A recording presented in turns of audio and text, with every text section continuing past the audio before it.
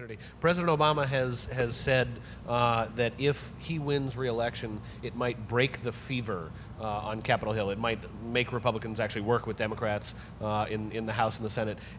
Is that realistic? Do you really think that if Paul Ryan comes back as your colleague on the Budget Committee, suddenly he's going to be really interested in working across the aisle?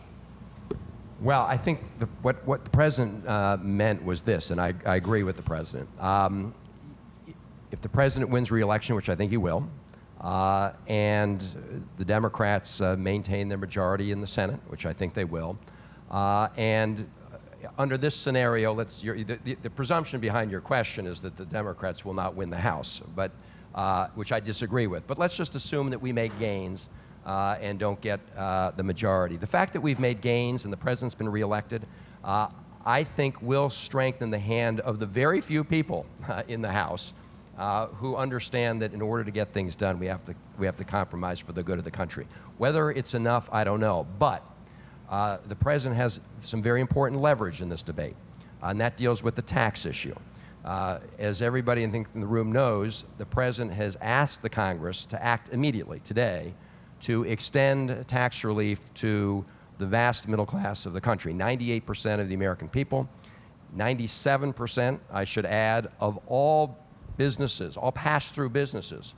And just a little aside here, it's important to understand when Mitt Romney and Paul Ryan talk about the so-called other small businesses being impacted, they're including Bain Capital, they're including some Fortune 100 companies, any company that organizes themselves as a pass-through. It doesn't have to be small at all. That's what they're calling a small business. So the president's proposal says, let's act right now. So far, Republicans in Congress have taken the position that nobody gets tax relief unless the top 2% get tax relief. Nobody gets tax relief unless people like Mitt Romney get another round of tax relief, and Bain Capital gets another round of tax relief. That's the position they've taken. Now, if they continue that position through the election, which it looks like they will, then we're going to hit the end of the year.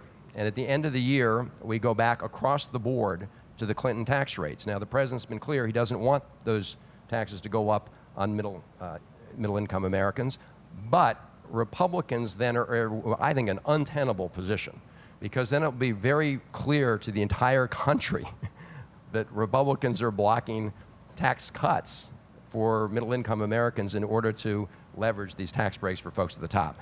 So I think that will strengthen the president's hand significantly and finally allow us to get to the balanced approach that has been recommended by bipartisan groups that includes revenue and cuts.